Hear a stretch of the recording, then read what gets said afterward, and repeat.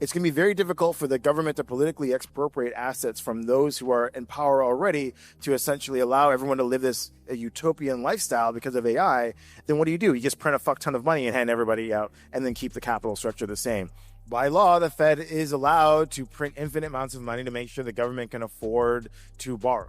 And so why not do it now? If I had to bet, I bet on the government not wanting to rock the boat and they're just going to print the money. In today's video, Arthur Hayes unpacks money printing, yield curve control, and why United States policy may be steering into a debt-fueled doom loop. From Trump's plans to weaponize the Treasury and Fed to echoes of World War II financing, Arthur explains how endless printing could reshape markets and why Bitcoin was built for this moment. He also explores AI's role in the debt crisis, the rise of Asian crypto markets, and what the West can learn as adoption accelerates globally. Join our Telegram for daily insights, link in the description. Before we dive in, don't forget to like, subscribe, and turn on notifications so you never miss future updates. And drop your thoughts in the comments. It helps the channel grow and keeps the discussion going. Trump and his boy Besson, Buffalo Bill Besson, get from where they are today, where he controls the Treasury, to where they need to go, which is the Treasury and the central bank, the U.S. Federal Reserve, are working together to print money to accomplish their economic policies. And so this is an essay basically talking about the minutia of like how votes happen and how many people you need to have on which board to do what things. And, this bureaucratic quagmire that Trump is going to try to pack his people on there so that he gets the policies that he wants. Got it. And yeah, let's double click a little bit deeper into this. You mentioned this idea of yield curve control in it, and just a fancy way of saying obscene money printing effectively. How do you discount the probability of that occurring over the next couple of years? And how do you see that progression actually going from where we are today to that end game? So, if you listen to the rhetoric from both people, Besson just wrote an op-ed in the Wall Street Journal about the Fed's policies. If you listen to Trump and all of his lieutenants, and what's the big thing that they care about? Well, they're really pissed off that the U.S. can't go and bomb everybody that they want to bomb without impunity because they don't have any bombs. So they want to build more bombs, and so they need to have more companies building real things and not just, MBAs doing LBOs in New York. And so they need to print money and revitalize the American industry. Now, it's not that easy to do. And this is what they did during the war in World War II, right? They fixed the yield curve. And in the essay, I had a chart of the yield curve from 1942 to 1951. And the T-bill rate was fixed at 0.675%, like less than 1%. And then 10-year bonds forward were 2.5%.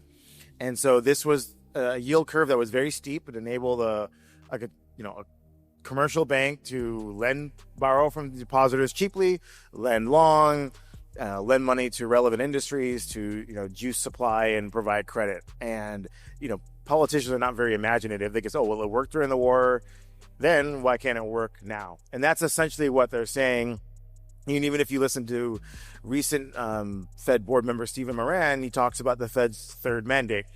And relevant, interesting people on Twitter posted the quote from the actual Federal Reserve Act of 1913, and it basically said the Fed is responsible for ensuring a moderate rate of government interest on its bonds. What does moderate mean? Whatever the politicians want it to mean. And so, by law, the Fed is allowed to print infinite amounts of money to make sure the government can afford to borrow. And so why not do it now? Yeah, so two themes. One, which is this risk of central bank and Fed independence being eroded, and printing a ton of money, which is increasingly likely over the next while, lowering a Fed funds interest rate more so than what you would probably anticipate based on like how much inflation we have right now and where the economy is at. You put those two themes together, I would think, okay, well, Bitcoin is made for this. We should be absolutely ripping and roaring right now. Gold is, equities are, but the crypto market's been stagnating a little bit. What's your read on what's going on there? Do you think it's just a lag thing? And I've seen some analysis where it's often like gold runs first and then Bitcoin follows. How do you think about all of that? I think it really depends on when you bought your Bitcoin in terms of whether you think this is a bull market or not, right? If you bought a bunch of Bitcoin in 2015, 2013, even 2020, you're like, yeah, this is great. It's a bull market. Bitcoin, it's outperformed gold. It's outperformed stocks. It's outperformed real estate. But if you're like, oh, wow, they started they were printing more money starting in March this year, or April, and I bought Bitcoin at like 95 or 100 or whatever $1,000, and it's only up 10, 15%. And I feel like a jackass because I was supposed to be the best performing asset. Well, wait a bit. So I think the premise of that question is a bit flawed because Bitcoin is the best performing asset ever, to respond to money debasement. You go back to World War II, and if you think about around the world, where could you invested your fiat dollars or euros or whatever currency if you wanted to escape, right? If you think about the United States, gold was illegal, couldn't buy gold.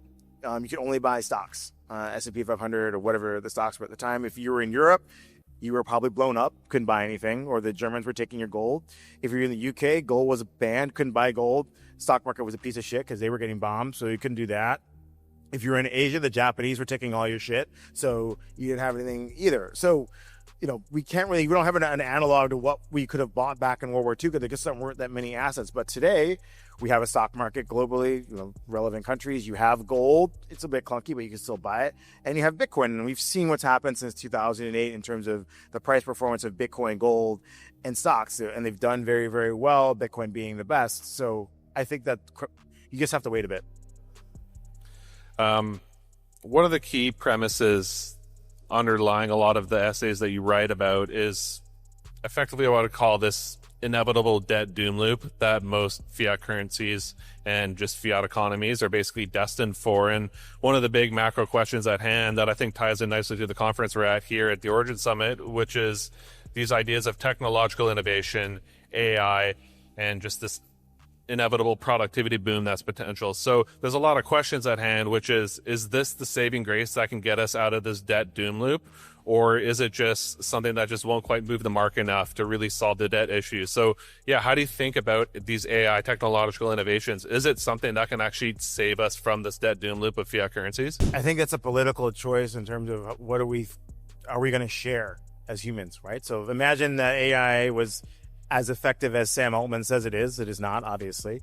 And all of a sudden, 90% of the jobs are gone. And like, oh, great. Wow, everyone's super productive. We can go and just, I don't know, jack off all day, whatever the fuck you're going to do. And so, but you have you had this thing called a mortgage and a car payment, and you had this thing called rent, and you don't have a job anymore.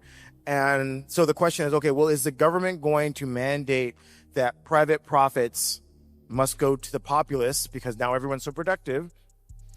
But then the people who own those companies are, well, hold on a second. I'm Facebook. I just dropped fucking $1 trillion in CapEx. I want my fucking returns. Why am I now giving, universal basic income to all these motherfuckers who weren't investing while this AI thing was happening? I don't want to share. So then, okay, well, then what are you going to do about that? Are you going to just take away private profits and distribute them to people? I don't know. Again, that's a political question depending on where you're based. Or you were fortunate enough to have financial assets and you invested in crypto or AI or whatever, and you've done very, very well. And then there's all these people who weren't, in your case, you believe you're smarter than them or better than them because you have more money, whether or not that's true. Are you going to share? Oh, let's put a 99% tax rate on all capital gains and dividends so that everyone else can share in this amazing AI revolution and productivity boom. Do you want to share? Probably not. And so I think then the question is, okay, well, it's going to be very difficult for the government to politically expropriate assets from those who are in power already to essentially allow everyone to live this utopian lifestyle because of AI. Then what do? You just print a fuck ton of money and hand everybody out and then keep the capital structure the same. And so either you have a massive deflationary event and asset holders are completely wiped out, or you have a massive inflationary event which continues the same social structure, but then the asset holders feel like they've gotten something out of a return for their prescient investing behavior. Again, a political choice. I don't know. But if I had to bet, I bet on the government not wanting to rock the boat, and they're just going to print the money to paper over this big boom, and then maybe we decide to share as humans in this AI and this new ecosystem. So it could be a completely, risk-off event, which everything's worth zero, or it could be a risk-on event where everything's worth infinity, and I don't know what that is. Last major crypto theme I want to talk a bit about. Obviously, you've been known for your thoughts on DeFi, on exchanges, on perps, et cetera, et cetera. just want to tie into some of the conversations that are happening here today in terms of this intersection between AI and crypto, this idea of intellectual property coming on chain, basically these ideas of taking things that are outside of crypto and bringing them on chain. What's your high level framework for how to think about all that? I always think about it as like, what is the most standardized thing that I can trade? It's like, why do people trade lots on these commodity markets? Because you standardized a contract. Like, okay, a oil contract is so many barrels of oil, and that is in the contract, right? We don't trade all these like random idiosyncratic things because it's hard to get liquidity in one place. So if we're going to have intellectual property traded on a blockchain, I'm interested in what is the most standardizable unit of that thing that I can trade, that we all can agree on to trade. It's not going to be the idiosyncratic movie or book or whatever that's going to have liquidity. It's going to be something more fundamental that I and everyone else can agree on, that we want to trade this, that's upstream from everything else. I don't know what that is, but when we figure that out, that's what I'm interested in, not just the long tail of assets, because it's very difficult to build liquidity in that manner in a two-sided marketplace. All right, final question here, but as somebody that knows the Western crypto industry really well and the Asian crypto industry really well, what is the one thing that the Western side of the crypto industry can learn from what's going on here in Asia, here in Korea, here in Singapore, et cetera? I mean, I think the big thing is that the people who trade the most and use the stuff the most are here, right? Even it's like stable coins. You feel in the U.S. are like gaga over stable coins. None of these motherfuckers use stable coins, but we all use them. I use them in Argentina. I use them in Indonesia. I use them all over the world, right? Because that's where they're needed, and those are the solutions that work. Or trading perpetuals. It wasn't America that started trading this shit. Like, it was Korea that really started trading perpetuals in size when we first launched them back in 2016. So I think, obviously, there's lots of technological innovations that happen in the Western, more, I guess, basically the United States versus the rest of the world. But, Eurasia accounts for like 75% of all human biomass in the world. So it's us who determines what is going to be a successful solution, not, the financial capitalists in New York and Silicon Valley. That's Arthur Hayes on money printing, debt cycles, and why Bitcoin sits at the center of the storm. If you found this breakdown valuable, make sure to hit subscribe, drop a like, and share your thoughts in the comments below. And don't forget to join our Telegram group for daily Bitcoin insights and market updates. The link's in the description. Until next time, stay curious and stay prepared.